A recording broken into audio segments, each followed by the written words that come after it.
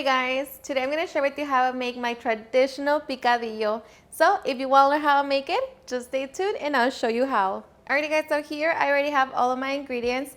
As always, they will be listed in the description box. So with that being said, let's begin cooking. Alright guys, so we're going to begin by making our sauce. Here I already boiled 4 Roma tomatoes.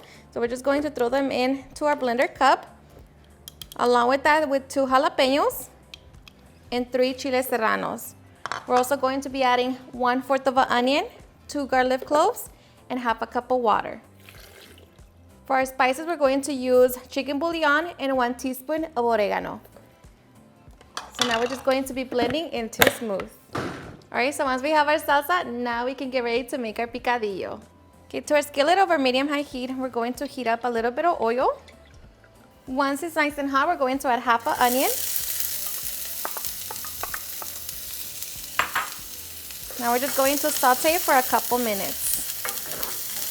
Okay, after a couple minutes, we're going to add 2 pounds of lean ground beef.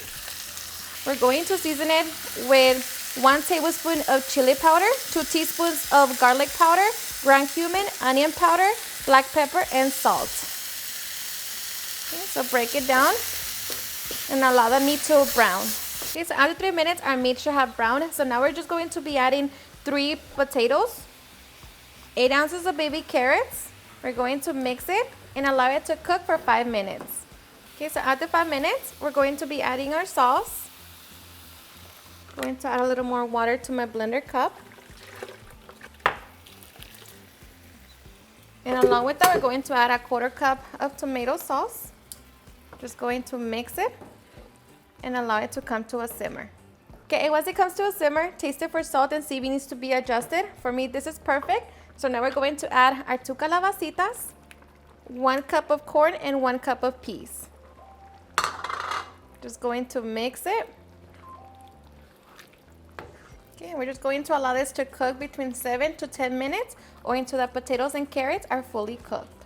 Alrighty guys, and after 10 minutes, we're going to check our potatoes and carrots to make sure that they're fully cooked.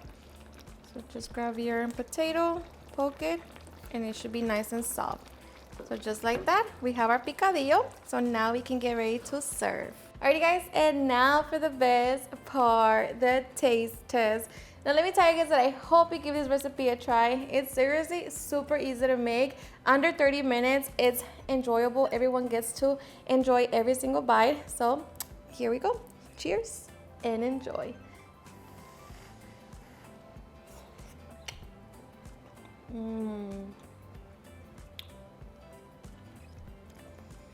The caldito, so flavorful. The vegetables, everything, so perfect. Alrighty guys, and there you have it, how to make a super easy and delicious picadillo. I hope you guys enjoyed watching this video, and if you did, please don't forget to give me a big thumbs up. Share with your friends and family, and if you regret this recipe, please don't forget to tag me in any of my social medias. And if you're new to my channel, please hit that subscribe button so you guys can be part of our family. Thank you so much for watching, and I'll see you guys at my next video. Bye.